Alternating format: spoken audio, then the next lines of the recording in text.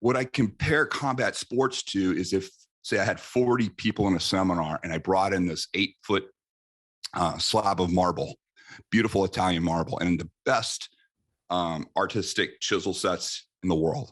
And I told everybody, nobody leaves here until you replicate Michelangelo's David. And they'd be like, oh, they're going to be there probably forever, and it's never going to happen. Whereas if I told them, same slab of marble, and I brought in 40 sledgehammers, and I said, nobody gets lunch until I see a pile of rubble, they'd quickly be able to make a pile of rubble. And that's the difference between combat sport, training and athleticism versus the skill sets of destruction. Skill sets of destruction are very easy. Anybody can do it. There's nothing glorious about it. It's literally like Sopranos type stuff, a hammer to the back of the head, ugly shit, but easy to do. Whereas the Michelangelos are what we see in the end result of the top 10 in any of our combat sport, categories that are in there. Those guys are amazing. They're very, very few and far between, and they are the result of hundreds of thousands, if not millions of people trying to go through there. And that's what rises to the cream of the crop. They're the Michelangelos, at that level. My name is John, and this is Please Allow Me. Today I'm pumped to talk to a self-protection expert. He's also the author of When Violence is the Answer, How to Survive the Most Critical 5 Seconds of Your Life, and New York Times bestseller, Surviving the Unthinkable. Please allow me to introduce Tim Larkin. Before we get started, I want to take a second to shout out our first ever sponsor, Dirt Culture. These guys are a couple of absolute units. They've created a content house and a clothing line inspired by people and moments in the world around us. If you ever wanted to sit on a fine Westminster button sofa sipping 3 fingers of Old Forester while listening to Stevie Nicks on vinyl, well, that's what their art and gear feels like to me. That's a mood with a scent to it. Check the link in the bio. And now, without further ado.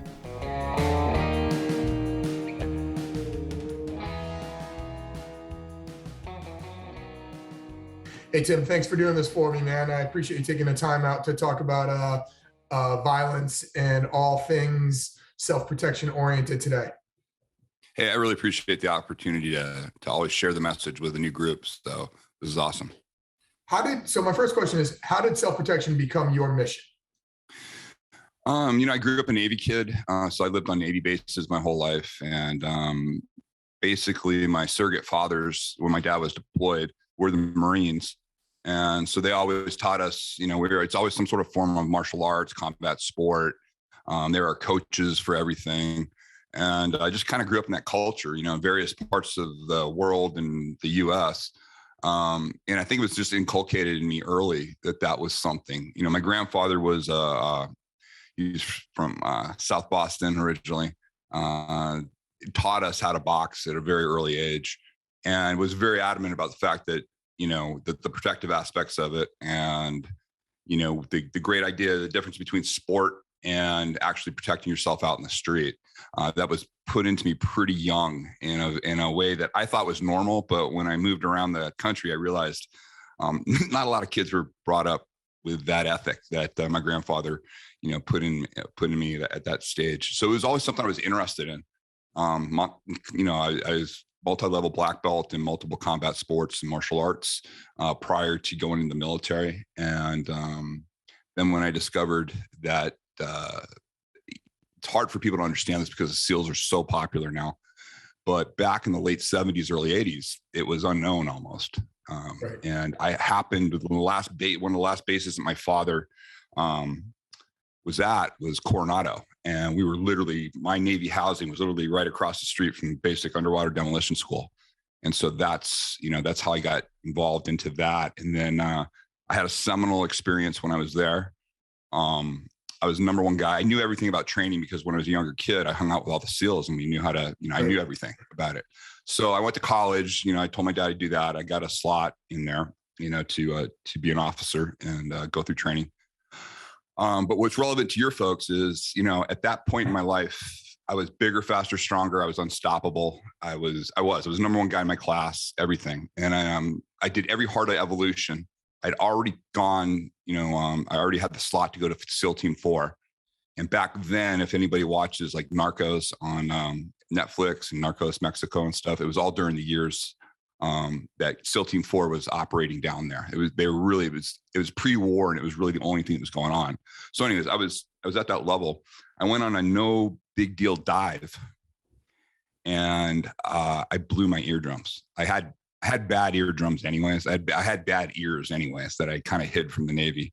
Right. But it was the first time that I had ever experienced true injury to the human body. And there's nothing I could do. Underwater, I went into vertigo, meaning you have no idea which way is up.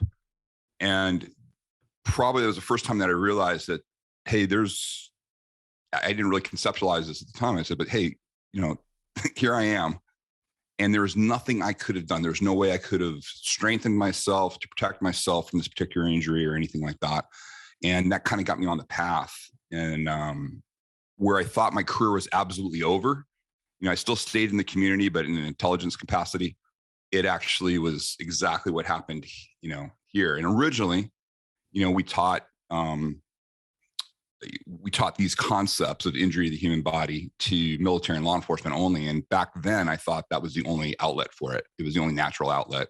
I didn't think civilians would ever be into learning this type of stuff. It's all pre 9/11. And I quickly learned after 9/11 that our approach to dealing with real violence versus a combat sport or anything like that it's a very rare skill set. And it's also an area that very few people want to talk about, even though it's that 800-pound gorilla that's in the room. Mm-hmm. And I find it fascinating. I mean, I'm getting the Reader's Digest, but I think what it is I found it such a fascinating subject to try to convey to people. And how can you do it in a sane and sober manner so you don't sound like a psychopath? Right. And that's been the challenge. And it's been really fun. It's taken me places I never would have gone if I had my traditional SEAL career. And, it's really unique, but I'm not saying that I was vindicated by the last 2 years of what's happened in our country. Right. But I always try to tell people how quickly, because of my travels around the world, working in all the countries that I've worked in, I see how quickly things can just dissolve, things that you just take for granted, and you quickly realize that, you need to understand human nature, and you need to understand how humans use violence. And it's a very, very particular skill set that everybody needs to have. And it's not about being an aggressive person or learning how to fight. I mean, I know I still, even though I'm in my 50s now, I still have the presence. I still, obviously work out. I'm still good at what I do, but I have no illusions that I'm that 27-year-old kid anymore that, when I was at my prime doing this stuff. Right. But what's so important is, self-protection is one of those things that people do not think about until it happens.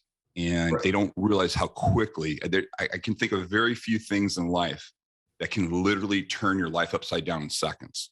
And so, especially in this age of technology and all the great things that we have, and we do have a lot of great things. I mean, it's an amazing time to be alive, even with all the challenges that we have with COVID and all that. I feel it's my job to remind people every so often that, hey, guys, we still live in a physical world, and there are people that know how to exploit that, and there are people that'll take things from you. And you have to recognize, how these people operate, and then come up with a plan that minimizes the chance that you'd ever have to need self-protection training.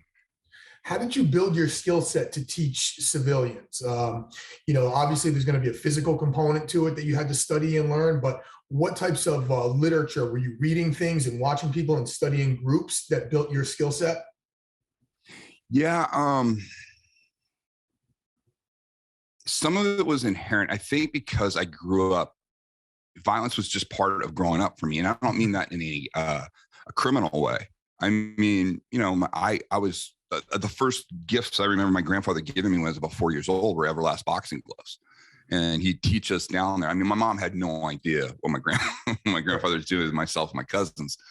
But for me, it was just a very natural outlet. And it was part of something that you weren't a complete person unless you knew the basics on how to protect yourself. It was just something that was expected. It was not expected that you become a champion. It was not expected that you become a bully or anything like that, or a criminal, obviously.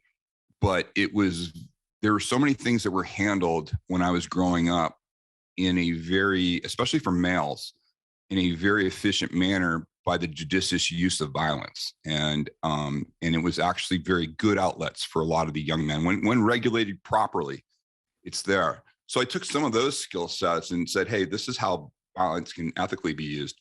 And then my big thing with civilians, my big motivation was, I've spent a lot of times, like on my YouTube channel, people know it's like years I've been dealing with corrections and been doing a lot of work with the prisons. And I know a lot of intimate knowledge about how the prison gangs operate and how they use violence. And it's a very interesting place to look there because it's such a petri dish of asocial violence. And I thought it was very important that people understand not just the physical. The physical is actually very easy for me to teach anybody. I can teach if you can think and move, I can teach you to injure somebody. That's not the issue. The issue is, when would that information ever be useful to you? And who are these people that are the alphas at it? How do they look at the subject? And I got people to open up their eyes and realize, like, hey, you dismiss like the criminal class as a bunch of, knuckle dragging morons. And then when I introduce them to some of these leaders of, say, the Aryan Brotherhood or the Black Guerrilla family or the Mexican Mafia, and they hear these guys talk and they hear how they read, especially my entrepreneur groups, they get shocked when the reading list comes out. I have this clip from a law enforcement interview of a Mexican Mafia leader. And he talks about how they develop leaders and how the reading that they do. And guess what? It mimics a lot of what, we as entrepreneurs have read, and just ethically, but they have a twist on it. They use it. Basically, they use these aspects of human nature, something like, 48 Laws of Power by Robert Greene, Machiavelli's The Prince, abnormal psychology, regular psychology. They really look to a lot of leadership texts in how to do that. And they really want to understand, if I put it down to anything, they really like to be able to manipulate human nature. Mm-hmm. I started to read 48 Laws of Power, and I felt like disgusting. I felt very dirty, like it was a lesson in manipulating other people. So I can see and see that it's so funny. I'm going to be interviewing Robert Greene next month, and we've kind of gone back and forth. And that's okay. You just gave me a perfect thing. Yeah, that book was not written. Yes, does it disgust you? Could you use it for manipulation? The motivation he had to write that book, and I think it's one of the seminal books, if people understand, it's one of the best books on human nature ever. And he wrote that book so that you could recognize when somebody was doing that to you. Mm-hmm. It's probably one of the greatest gifts he could ever give anybody, in that, if you understand human nature. But it's tough reading. It's tough to think that side of human nature exists. And it's my job. I've immersed myself in it for almost 30 years now, and I'm comfortable in those waters. I'm not one of them, but I'm fascinated by the challenge of taking sane, socialized, productive citizens who just want to live great lives, and giving them this almost this prophylactic to protect themselves from these predators, and to recognize things early on.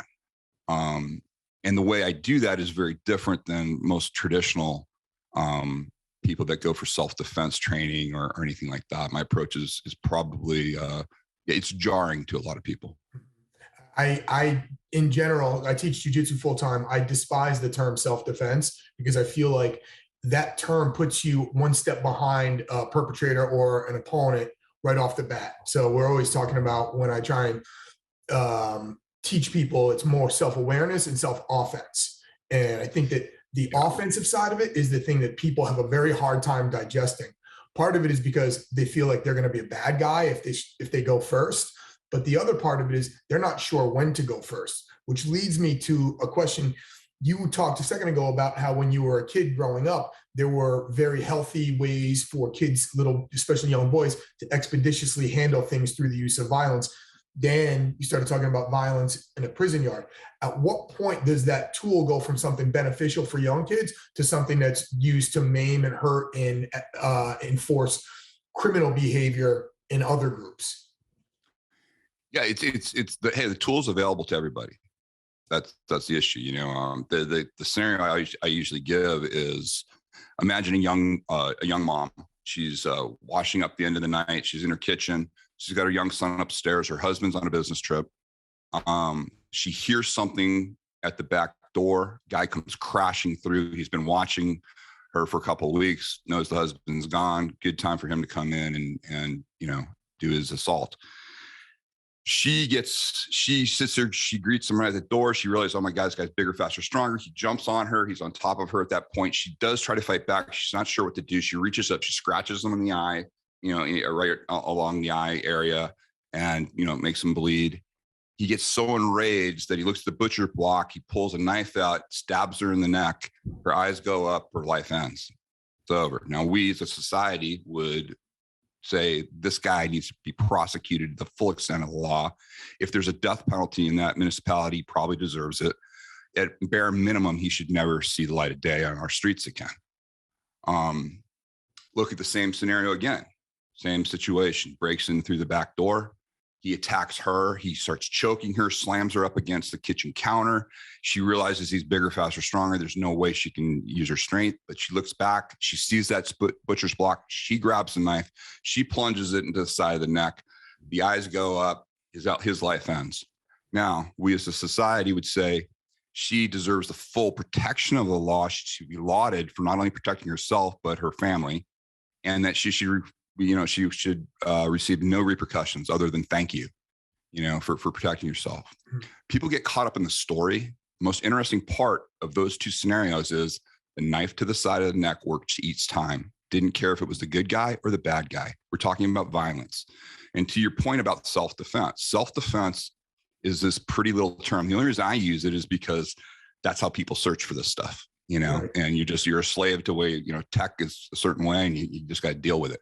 Self-defense is after the fact. Everything is violence. The tool is used, and then after the fact, it's determined whether it is justified or criminal.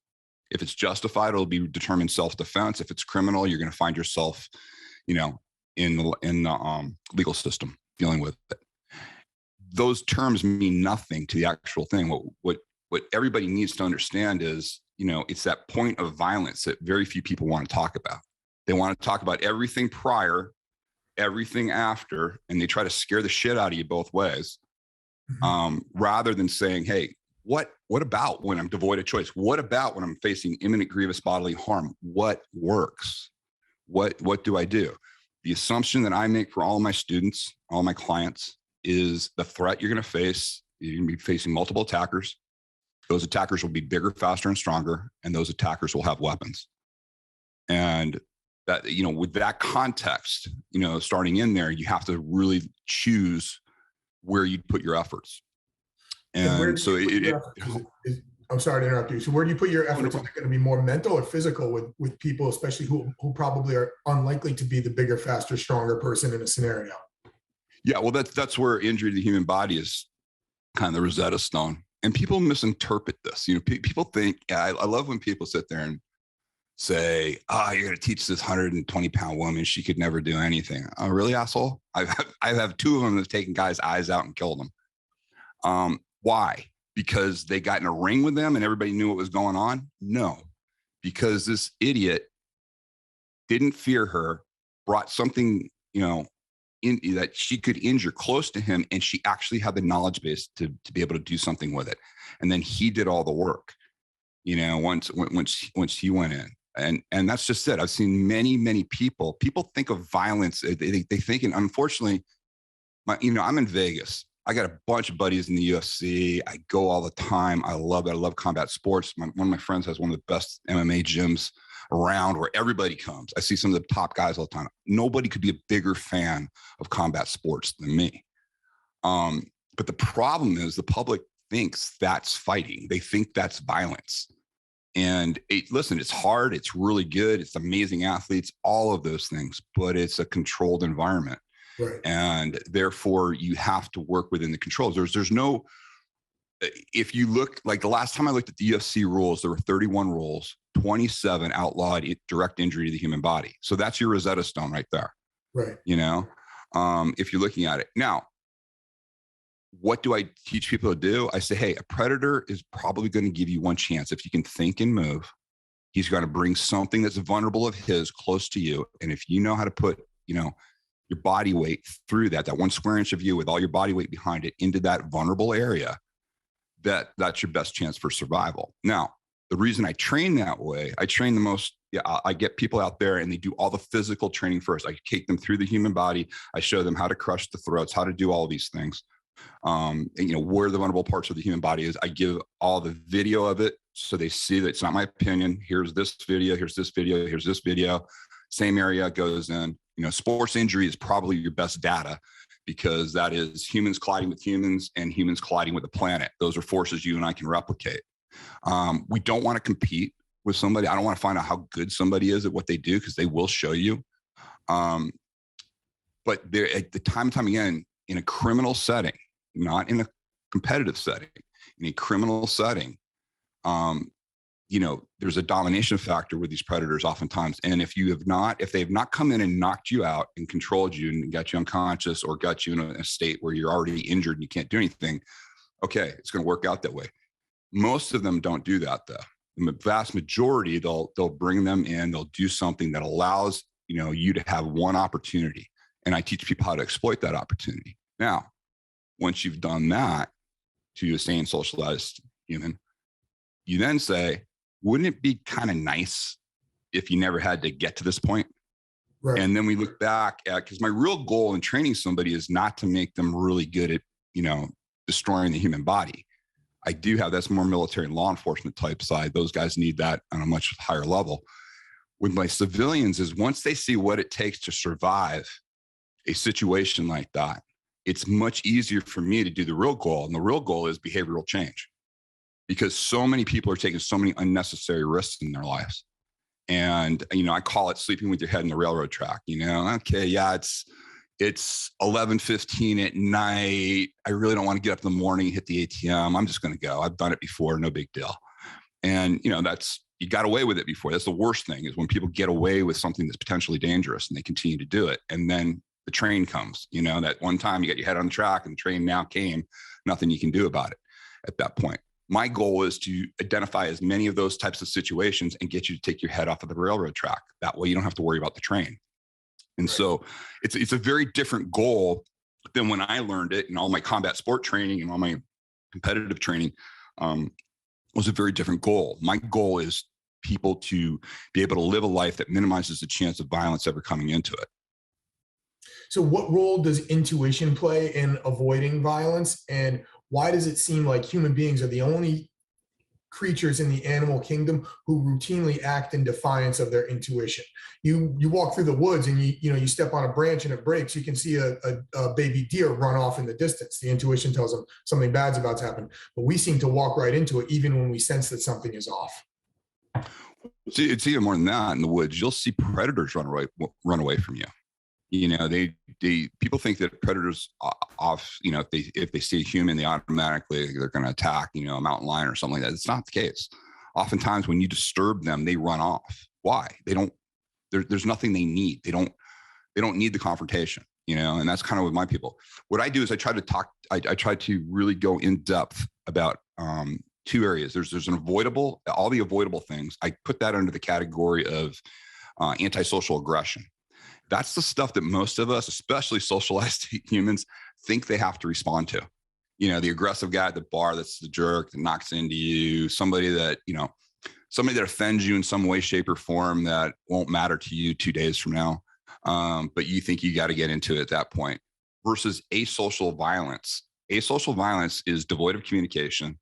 It is all nonverbal for the most part that triggers, and you have to learn to trust yourself. Now, the way I start making that change in people is the environment that I train everybody in is asocial. There's no communication. There's no talking. There's no smiling. There's no helping each other off the mat. Across the street from my old training place, not my new training place, but my old training place was Syndicate MMA. And at the time they were the top dog in Vegas as far as having all the fighters come by and everything. And it was interesting was I used to work out there all the time. They had a really great weight set and stuff. And I used to take a couple other classes with buddies of mine that were there. And the difference was huge. I mean, they played amazing music. The competitors were incredible. They encouraged each other. They'd have amazing training sessions and sparring sessions where no matter how bad it got, at the end, they'd be hugging each other and, hey, good, and giving each other positive feedback. A lot of social communication. That's absolutely useless to you in a criminal environment. In fact, you don't want to put that you don't want to put violence in a social setting. When you do combat sports, and I mean this with the greatest respect, it's the gamification of violence. Because it's the only way you can do a competition and not maim, cripple, or kill each other.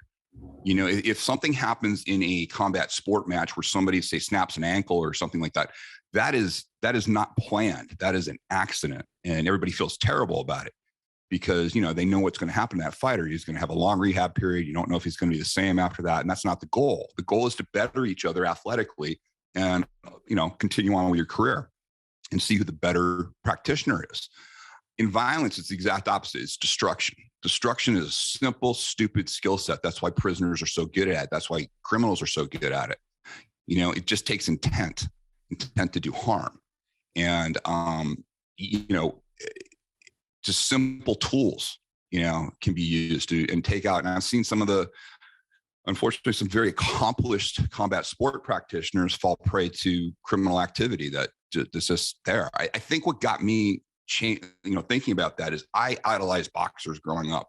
I grew up during the, Ali years and stuff as a young kid. And my grandfather was a huge boxing fan. All his, Irish buddies were there. And we talked about it. And they talked about this one guy that used to be a sparring partner for Jack Dempsey. And they said how he could have been a great fighter. And they thought they think he could have beat Dempsey in a real fight. That's how they felt about him. It might be a little bit of Irish pride or something, right. But anyways, it was there. But the reality was this guy got caught up and the mob was forcing him to take dives in there. He got jumped and beaten because he didn't take a dive at one point, and he was never the same. He slurred his words and they beat him severely. It wasn't from the ring. It was from these mob guys that jumped him who weren't in this. And that's what I said. I go, those guys aren't in the same shape. How could a boxer lose to this? And they said, no, my grandfather said, oh, that's the difference between, boxing and violence, and he explained it to me because he was very familiar with the criminal underworld. His father ran liquor with Joe Kennedy during Prohibition. And so he knew all that. And so for me early on, I realized that, there's a whole other level here that has nothing to do with physical prowess. It has to do with just intent to do harm. And, there's nothing fair about this. Right. And this stuff can be used against you. Now, this is not denigrating combat sports in any way, shape, or form. So violence gives us all an opportunity. And the way I try to explain it to people is I got a lot of buddies that are high level jujitsu practitioners, and they'd wrap me up in a second if I did what I did. But they'll come to me and they'll say, hey man, I remember succinctly, one of my buddies' brothers got jumped, and he goes, Tim, I had nothing for him. I didn't know what to tell him to do with this particular situation and everything. They were really humble and they were really cool about it. And I was, I'm always out because I tell them right away, if I jump in right now under your rules, your way, you got me, man. I don't do that. And even when I did do that, I'm well past my prime on anything like that. I'm very, very focused on where I'm at. What I compare combat sports to is if, say, I had 40 people in a seminar and I brought in this 8-foot slab of marble, beautiful Italian marble, and the best artistic chisel sets in the world. And I told everybody, nobody leaves here until you replicate Michelangelo's David. And they'd be like, they're going to be there probably forever, and it's never going to happen. Whereas if I told them, same slab of marble, and I brought in 40 sledgehammers, and I said, nobody gets lunch until I see a pile of rubble, they'd quickly be able to make a pile of rubble. And that's the difference between combat sport, training and athleticism versus the skill sets of destruction. Skill sets of destruction are very easy. Anybody can do it. There's nothing glorious about it. It's literally like Sopranos type stuff, a hammer to the back of the head, ugly shit, but easy to do. Whereas the Michelangelos are what we see in the end result of the top 10 in any of our combat sport, categories that are in there. Those guys are amazing. They're very, very few and far between. And they are the result of hundreds of thousands, if not millions of people trying to go through there. And that's what rises to the cream of the crop. They're the Michelangelos, at that level. But when you take away all those controls and you take away everything, you say, no, you can do whatever you want. And you don't have to be fair. You don't have to do this. Well, it gives you an opportunity. Now, I have no illusions. If you don't do the work and you don't get the injury, you won't get the result. Right. It's just that simple. I always tell my guys, like, taking what you learn in the gym versus what you can do on the street. It's not generally about who knows more. It's about who's willing to do more. And I always say something is not congruent. If you're here training for like a self-defense capacity, mentally you're thinking self-defense and you're training in the gym and you're more dangerous in the gym than you are on the street, then there's something's wrong with the way that you're using the techniques. I generally feel like without a weapon, if you are someone who trains in a combat sport, you should have more body awareness to be able to take on almost anyone of equal size and strength without a weapon. As long as you can understand that we're not playing by the same set of rules we were inside the gym, I feel like you should be in a good position to be able to defend yourself in a real world situation, but not everybody can. Yeah. I think people also, I hear all these fantasies that people talk about. Oh, there's nothing you can do if there's weapons. I'm like, dude, I've got reams of video. I've got reams of prison video. I've interviewed, if anyone wants to, I've interviewed former head of the Aryan Brotherhood, Michael Thompson. He'll tell you, on there, it's actually easier to fight in a destruction setting. It's actually easier to fight multiple opponents. In there, it's if you understand movement and how to do that, it's actually easier in some aspects of it. And going up against somebody with a weapon sometimes it's actually easier in some ways. Why? Their whole focus is that tool. That's everything that they got, and they ignore everything else, and they'll do stupid stuff trying to retain that tool. If you understand that this is the weapon, everything else is ancillary, and you know how to use it, you have a tremendous advantage. And there are numerous occasions where criminals have used this against. They've literally brandished weapons to make the other guy go for it so they could do the other thing that they wanted to do on there, because they knew, the first thing this guy's going to try to do is disarm me. What you have to disarm is you have to disarm the thinking brain. If the guy can think and move, he's dangerous. And so you have to do things that take the central nervous system out of the equation immediately. Then everything is ancillary. What do you do to take the CNS away immediately? What are the best ways you can go about shutting that off? Oh, there's multiple, it's just a little something as simple as striking the side of the neck. When you strike to the side of the neck, you've got the vagus nerve, the phrenic nerve, you've got the artery, carotid, and the jugular. And so you interrupt blood flow, you interrupt play. You see it all the time. Ronda Rousey, when she got knocked out by Holly Holmes, that was a kick. She gives a shin kick right to the side of the neck, and you saw the result. It just shuts people off. I'm starting to see more people use that. What's funny is a lot of times people think, oh God, that guy has a soft chin or everything. And you look and you go, nah, they struck the side of the neck. It's like, it's one of those areas that the vagus nerve, is basically a connection between the brain and the heart and everything. And when you interrupt the flow, it just kind of puts everything to sleep. So that's one very simple knockout that is easy to learn. It's not really specific. You just have to cross the T, and you can get a result each and every time when you do that.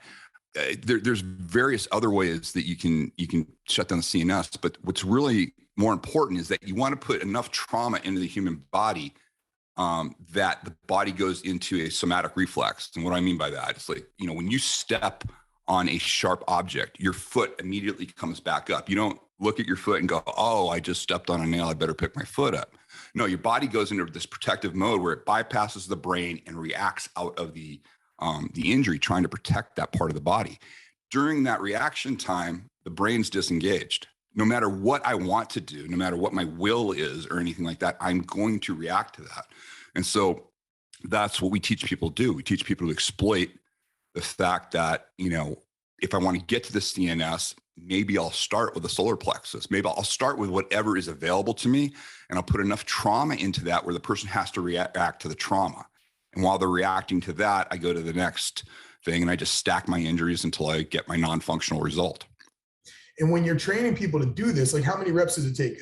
I know that you could train things in the gym in a safe environment and you can be deadly accurate and you can have perfect technique and precision. But then when you're faced with a real world situation, your heart starts to race over 150 beats a minute. Your mind tends to frame things a little bit differently. Technique goes out the window. And I've seen some really well-trained people just freeze up in law enforcement who have been training various martial arts, less sport oriented than, jujitsu and things like that. And you just totally freeze up in those situations where the heartbeat starts racing. Yeah, this is an area where people I don't understand training methodologies that a lot of people use. I really don't. I don't understand fucking pressure testing people before they have any foundational skill sets. I see this retarded training all the time where I'm going to put him in a scenario. He's going to do all this. You're going to just fucking scare the shit out. I'm sorry. I don't know if you swear. You can swear. You say whatever you want. I don't care. Sorry, man. If it was in the afternoon, I'd be 6 beers in by now. But here's my issue with it. The reason my reaction is this way is because you need to lay a foundation on anything. And there is nothing, I don't know your background or anything as far as this is concerned, but there's nothing scarier than being in a gunfight. Okay. There's nothing faster than a gunfight. There's nothing more, devastating. Yet how do you train for weapons? How do you train for firearms? You do slow, deliberate training at first. And it's crawl, walk, run. And when people tell me you lose accuracy under pressure, I get what they're saying, but I also go, how are you training? And most of them aren't training for accuracy. They're not training. They're not locking in that 1 square inch on the 1 square inch. They're telling themselves, oh, I could never do that. Really? You can never do that? Then why can't you do it with a firearm? Why can you do it with other tools? Why are you telling yourself? Why wouldn't you train the same methodology that you would train for the most extreme situation? And how do they train? Slow, accurate, correct. You earn speed. Mm-hmm. And I don't understand a foundation of a couple of months of that type of training pays huge dividends in people. If you scare the crap out of them and have people sparring, imagine if you had to learn a firearm and the first thing you do is you get the safety brief and you start to take you down, which way goes which, and say you're using simunition. Okay. Meaning, like paint rounds, but it's your first day and you get your safety brief and starts to, hey, good job, dude. Come on with me. Takes you over to the shoot house, kicks the door open. Op 4 is in there. The opposing force is in there. They throw you in and go, good luck. And boom, boom, boom. And everybody's shooting at you. How would you be? Right. You'd be shitting your pants. Yeah. And yet that's the way a lot of people train clients. That's the way a lot of them do it. They start them off far too early. You don't have anybody shooting back at you right away. You're getting everything down. You're taking that time. And people denigrate that. There's been some fighters lately that have been doing a lot of this. They've been doing it. The most famous, obviously, was when McGregor was doing it. And you saw the results against Aldo when he came in. He did a lot of slow, deliberate training. And I forgot his way of saying it. But he said something like accuracy and correctness beats power and speed, something like that. And I know he's trying to say precision beats power. And precision beats power. Yeah. Accuracy beats speed. Things. Yeah. One of his things. And I'm not using him as he was just a high profile guy that started doing that. What I'm saying is it the only way to train? No, you want to lay a foundation first, and then you can really pressure test people and you can get that.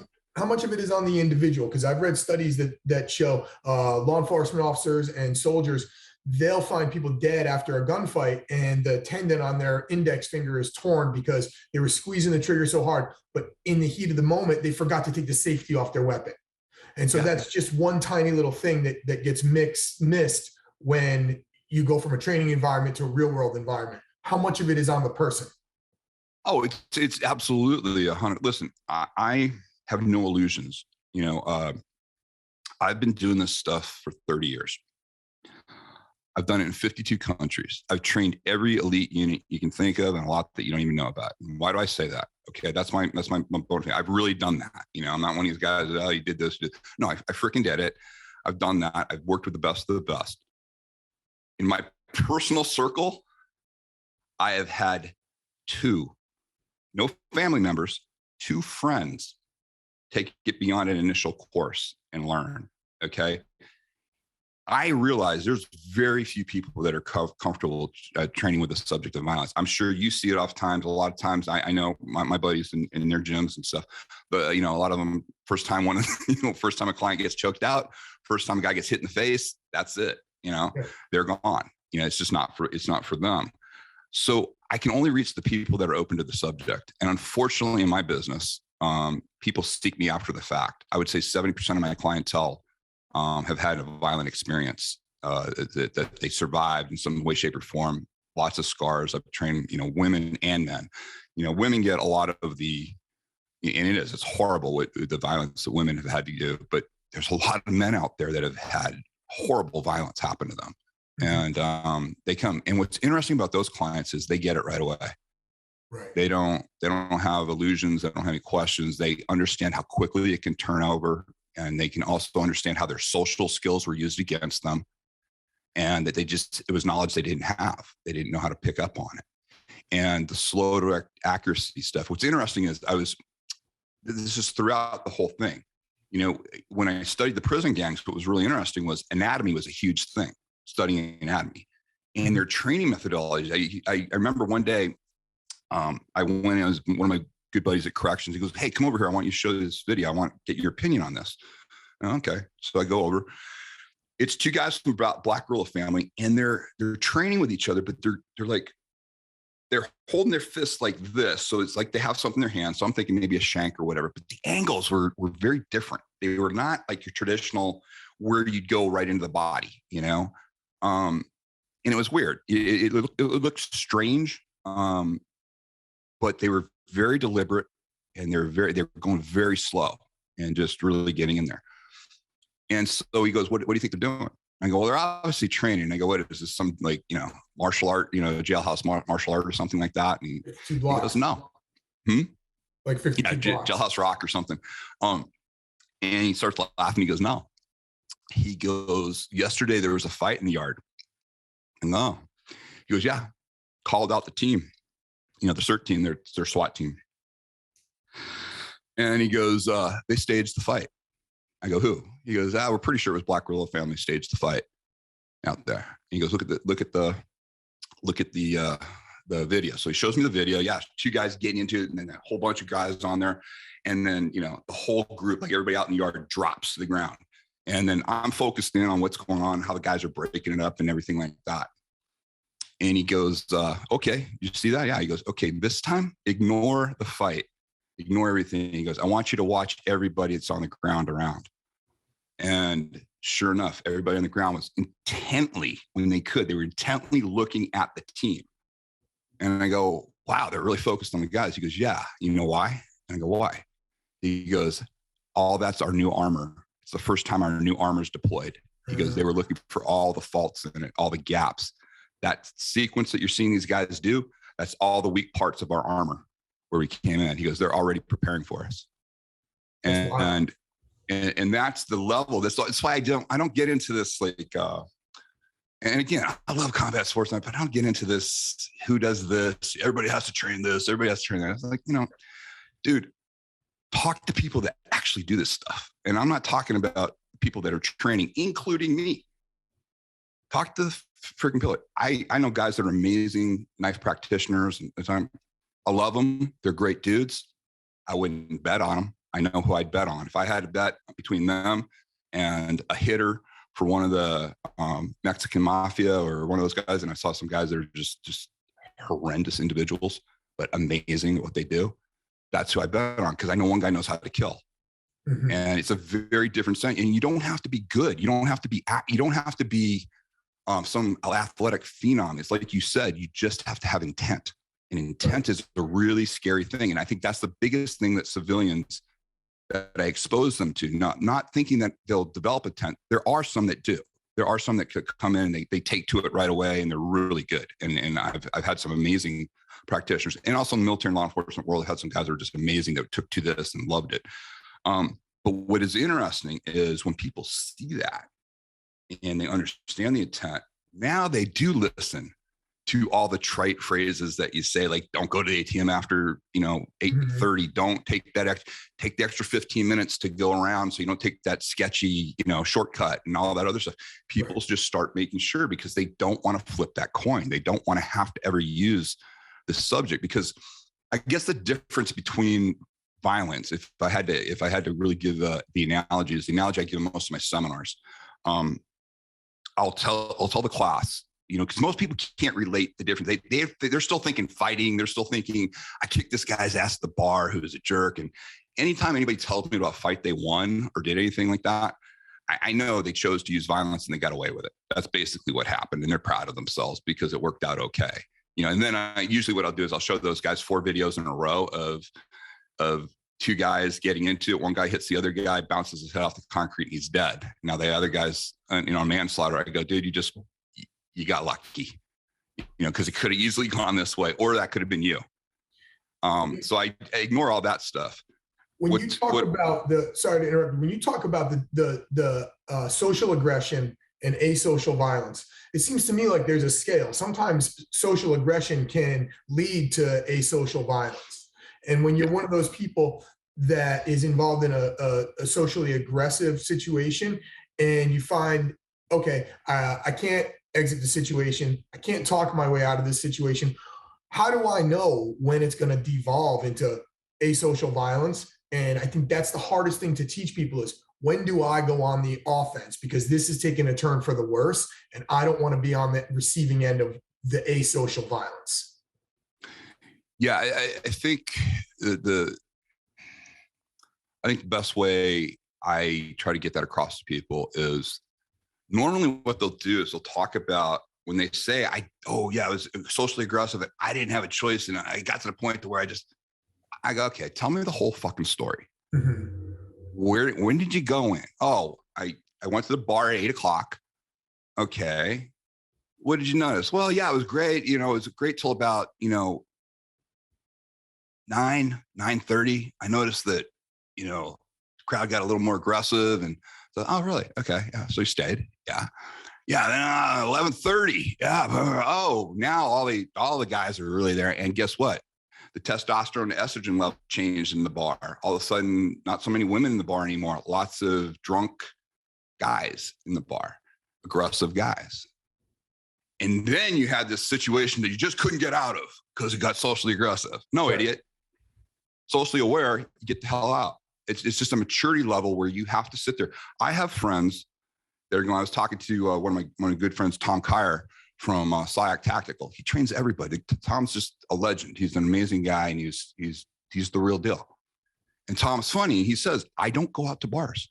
I don't go out with my friends anywhere because I'm not going to lose. I'm not going to let anybody do this to any of my friends. And I don't want to put myself in a position where I would ever have to use this in something that I could have avoided the whole situation. Now, it's a huge behavioral change, but it also comes from a lot of experience of things going horribly wrong. And people don't think these things out. You do have a choice. You just didn't use it. You waited until it was really, basically asocial, to that point. And you didn't have an opportunity. Now you got to get into it. And I'm the first one to say, listen, if it's the point where you got to get into it, you need to get into it. There's no ifs, ands, or buts, because if you try to use social skills in an asocial environment, that's exactly what predators want you to do, and they exploit it, and you'll end up getting gutted. And so I try to use how's the best way to say it? Positive shock therapy with people, because I hear this all the time. And really what I'm hearing is my ego got hurt. I went in here, my ego got hurt. I couldn't just walk away from this. I go, okay, that's brilliant. I think the biggest compliments I ever get, and the biggest kick for me with a client, is I remember this guy's like my archetype.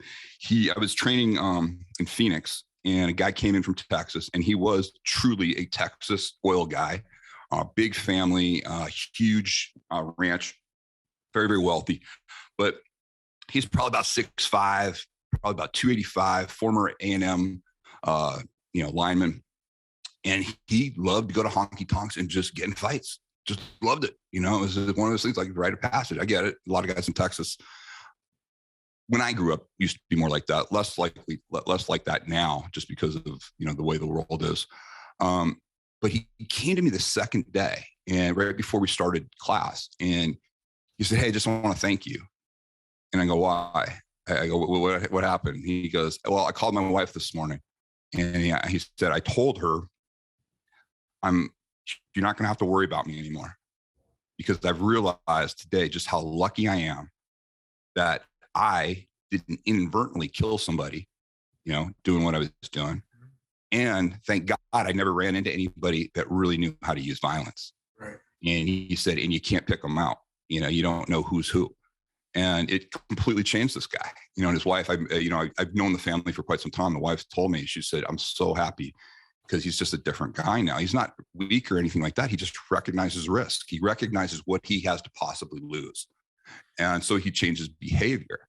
Now, listen, when I was in my 20s, did I go to bars all the time? Yeah, I was there all the time. I used to hang out in San Diego in the 80s in Mission Beach, which was just, it was just Predator's ball. It was fun, and I did that. And I was very lucky. I was very lucky that, during those years that I didn't, get it on either side, because it could have gone horribly wrong for me in some of the situations that I did. So I'm not saying this from an understanding of, I don't understand what it's like to have your ego challenged. And I had a guy, one of the things I talked about is I picked up my son one time, and he was at his mom's house, and he was in Del Mar, San Diego. I was having a course in San Diego, and I was taking him down, and we we're going to spend the day after my seminar. He's going to hang out with his uncle, go on some really cool boats. And I pick him up. I'm going down this hill. Some guy comes flying down out of nowhere. There's nobody on the street, flying down out of nowhere. And somehow he thinks I was trying to cut him off, So he flips me the bird and everything. And we end up at a stoplight at each other, and you can see I have an 8-year-old kid, right there. I have my windows down, and he looks at me, and I've got tattoos. You can't see him here, but he looks over at me and he says, "Oh, look at you. You got your tattoo." He goes, "I'll beat this, blah, blah, blah out of you." And all this other stuff. And I just looked at him and I said, "Hey, but I'm sorry if I thought I cut out, apologies on that." And he kept trying to bait and bait. He said a lot more, provocative stuff. And I was just like, "Hey, I hope you have a good day, dude." And he, gave me the bird, told me to F off, and just, drives off. First of all, I knew it had nothing to do with me. He just wanted a catalyst, and, I wasn't going to provide it to him. Second of all, my son says to me, he goes, "Dad," he goes, "why didn't you get out? That guy has nothing. You could have taken him." So I walked my son through it, and I said, "Well, you're right. I probably could have." I said, "Good chance I probably could have dragged him out of his car and beat him up. But what if he had a weapon? What if he had a gun? And I didn't know when I stepped out." I go, "I got you." I said, "Or what if I was successful and the police come and they take me away? What's going to happen to you?" Right. I said, "I'm not there. Is it worth it?"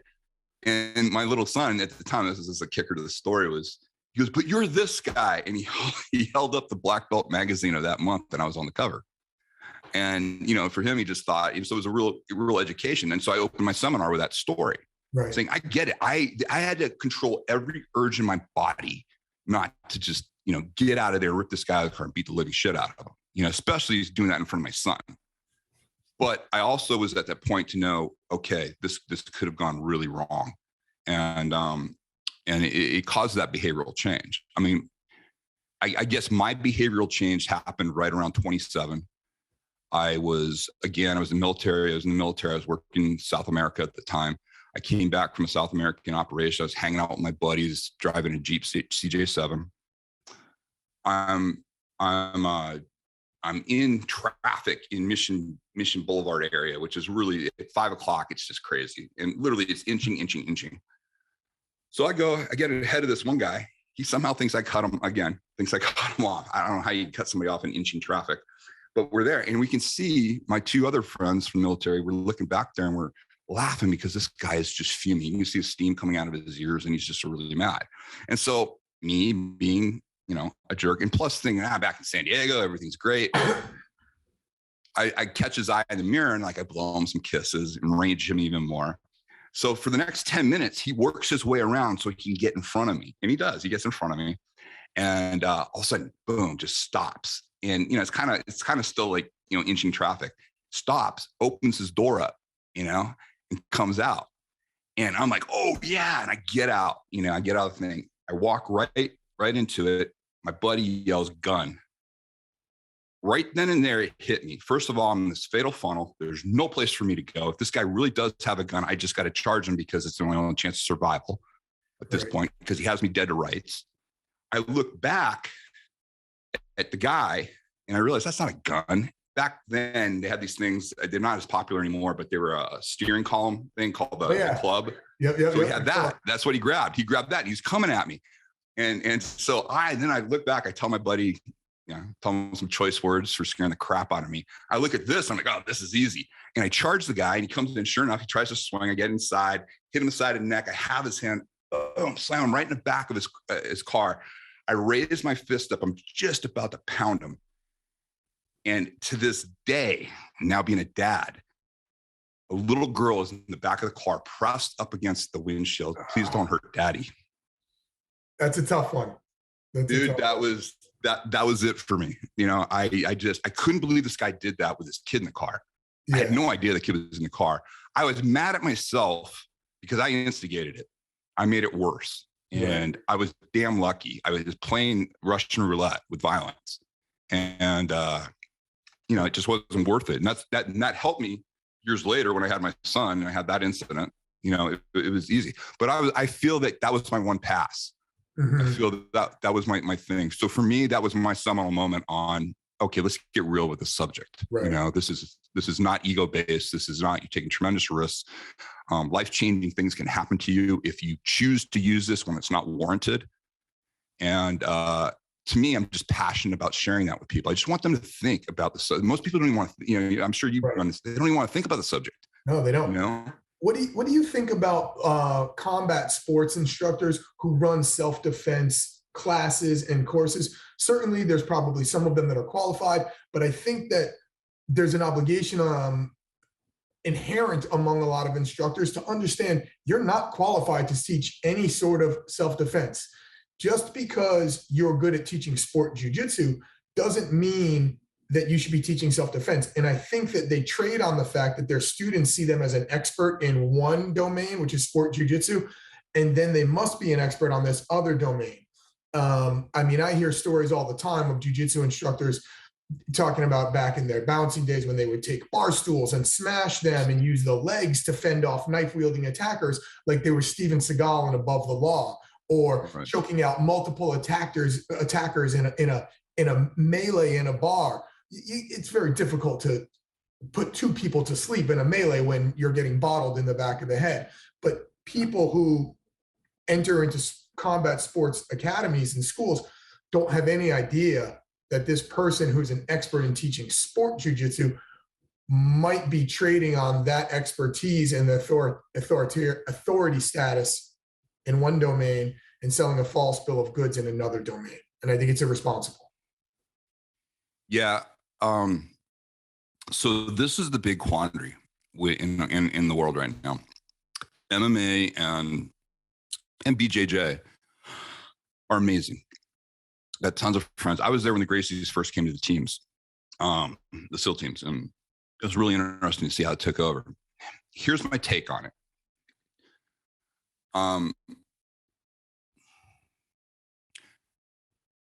I recently did an interview with Robert Drysdale. He's out here. He's a excellent practitioner.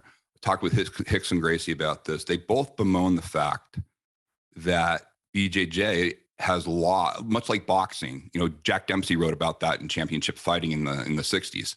That boxing had lost its self-defense application in lieu of winning a competition. Mm-hmm. So point training, and that it was doing a disservice because, as Dempsey's the one I think that said it perfect. He said, I can take 100 boys and I can teach them to protect themselves using boxing skills. He said, now none of them, maybe none of them will ever be a good fighter as far as a competitive fighter, but they can protect themselves because I'm teaching them how to drop body weight into a shot and do all that and for self-protection.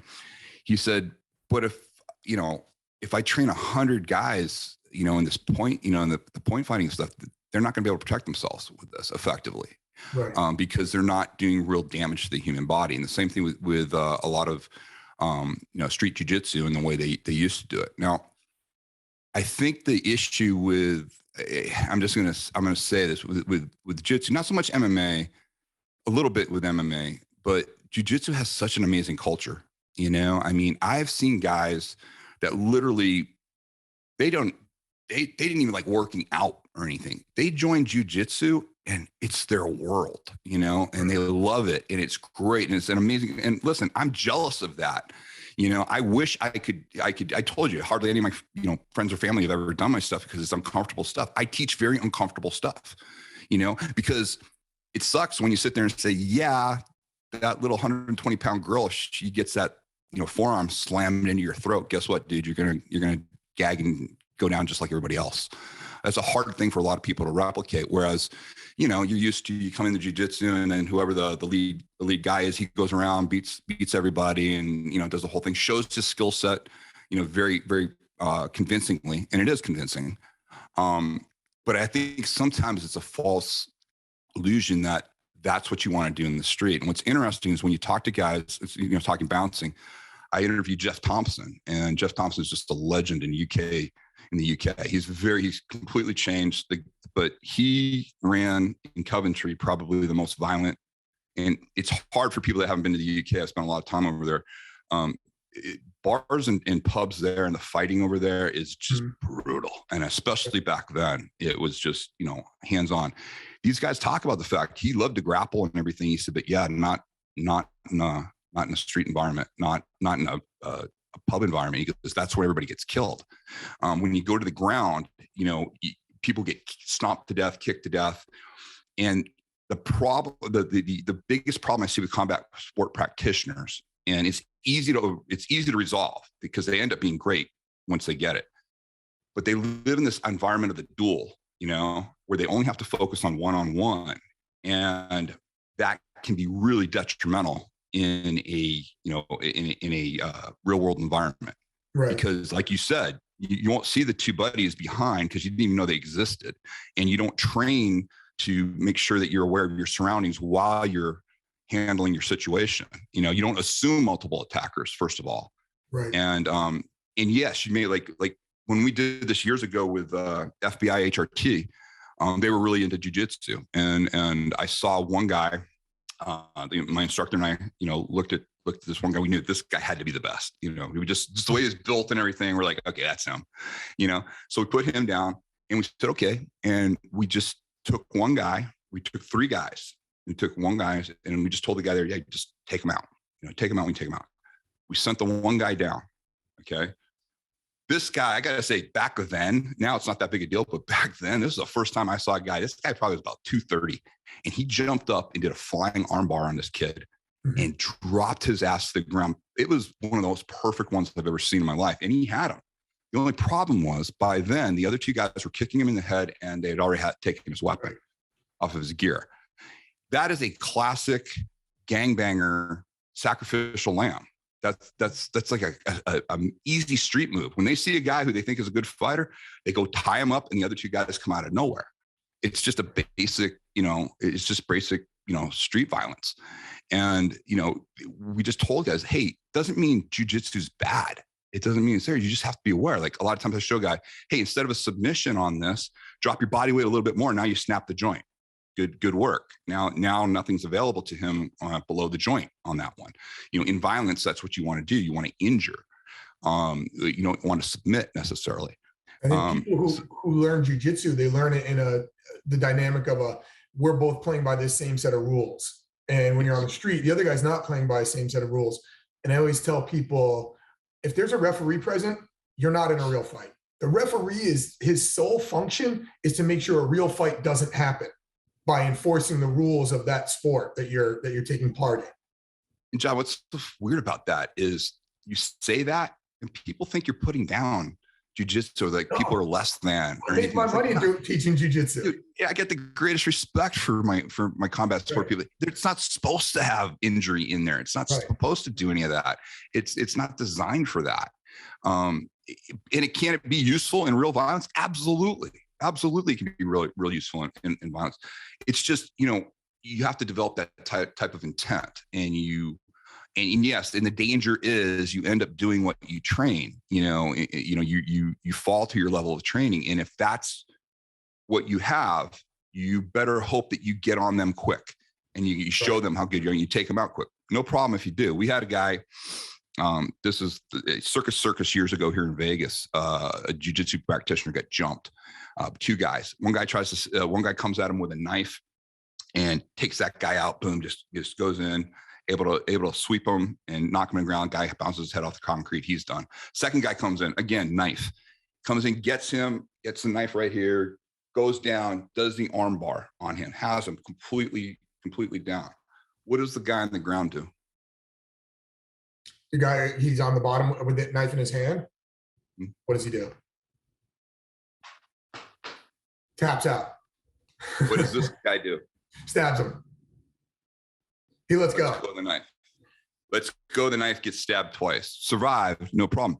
It was automatic. It was just automatic that was his response. That he did that, even though he saw the knife right here, and not putting him down. That is what he's trained. I got law enforcement officers that did really stupid protocols on the range for cleanliness purposes, putting, shells in their pockets rather than letting it drop to the ground. And, you have guys that was it, you'll find them with shells in their pockets, shot because, you think you're going to rise to this level and, I won't do that when it's real. No, you'll do whatever you train. Right. And that's the harsh reality of violence. And, but to me, it's a fascinating thing. And the cool part about it is it's not a negative. I know I'm not very convincing because I told you hardly anybody in my social circles have done, stuck with me. Right.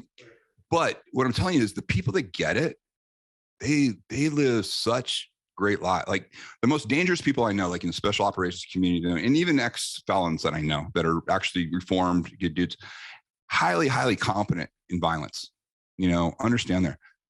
But they all have the same thing. They're calm individuals. They're great. I'd have them around my kids. I'd have them around anybody there because they know they don't ever want to use it unless they have to, and until that time, they're going to live life to the fullest. They're going to have a great time. They're going to be really helpful. They're really polite.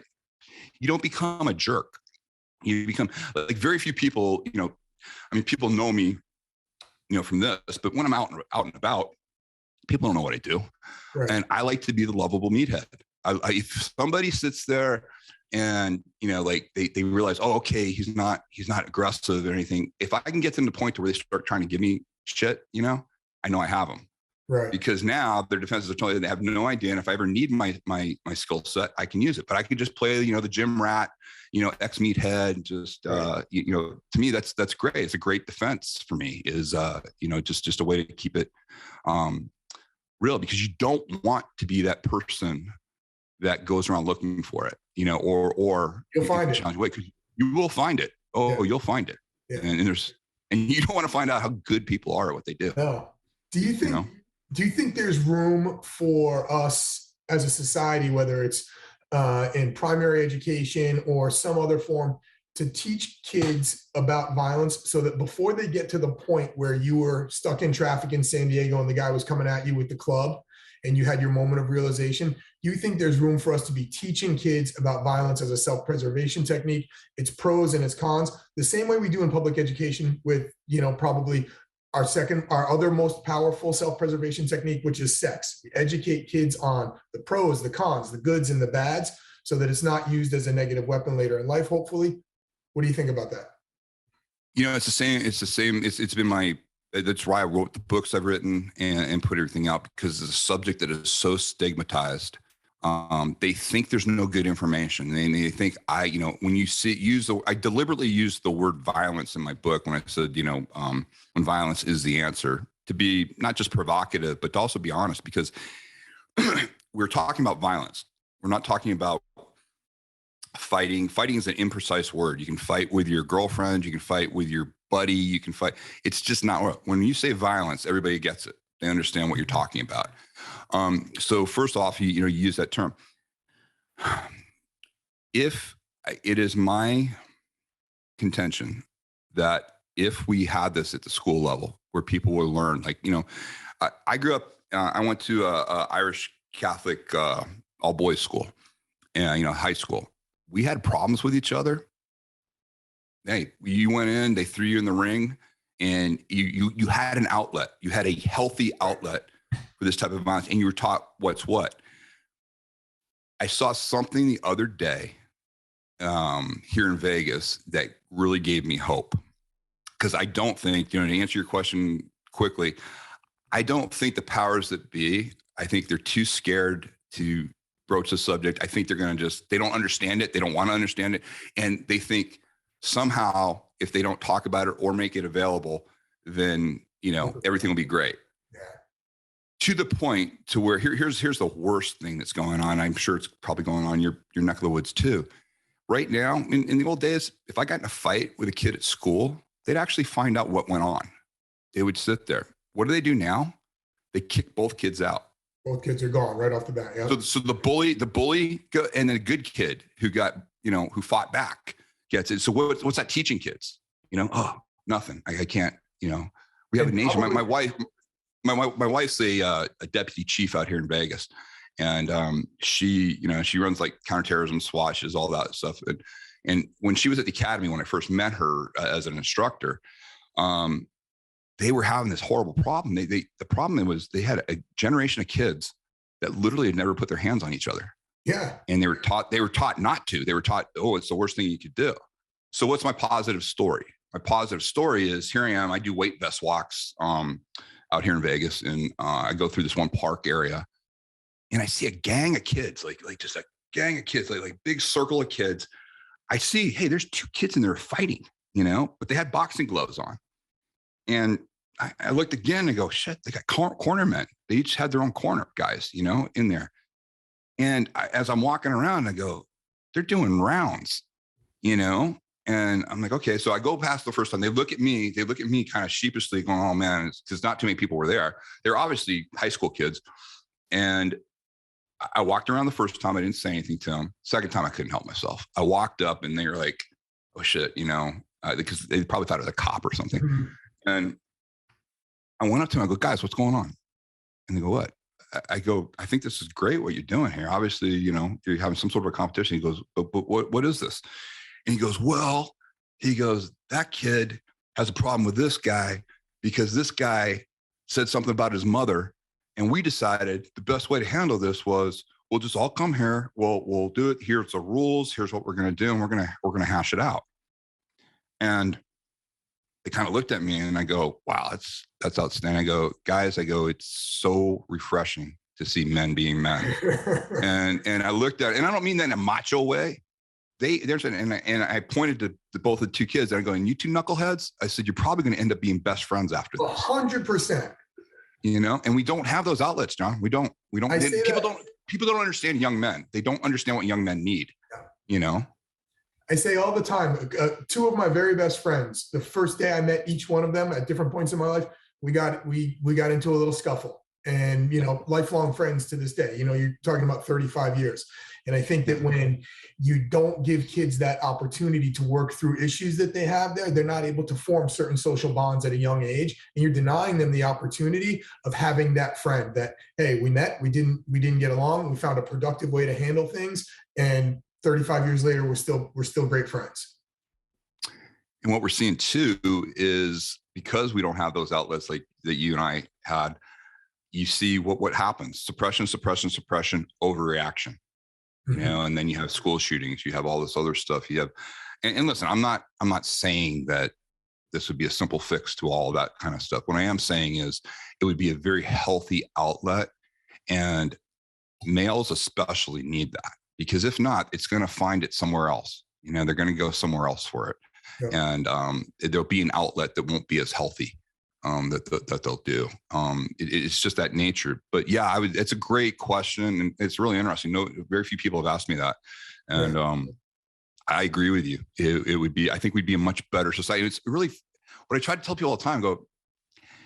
The more competent somebody is at lethal force, that is a sane, socialized person, the calmer they are, and the nicer they are. I don't know anybody that is really good at this stuff. And I've got some really ornery friends and some, guys that have done a lot, yet they're very good humans. and they understand when it would ever be there. It's kind of like this completion.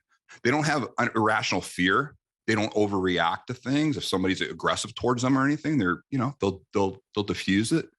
They'll go through, and they're the first guys that if it has to happen, they're in it right away. Yeah. But it's not something that done out of fear. It's done out of understanding of when the tool would ever be useful. And that to me is probably the greatest gift you could ever give a human is just how to navigate the world when it comes to this subject, because this subject is just one of these taboo subjects, and there's so much bad information out there. Right. And I mean, when I see guys in my industry and they're going, okay, I think like the first thing in the scenario is, okay, so you're at the bar and this happens. And it's like, what? Really? You're going to teach a guy bar fighting? That's just a fast track in the legal system, and there's no basic, understanding. I understand what they're trying to do, but the context that they're putting in is horrible. And, like on my YouTube channel, I always try to bring up those subjects where two guys are at a bar, they get into it, and one guy brains himself and he's dead. And the other guy now is facing manslaughter over something that I call it the 3-day test, meaning I ask people all the time, the incident that you're about to get into,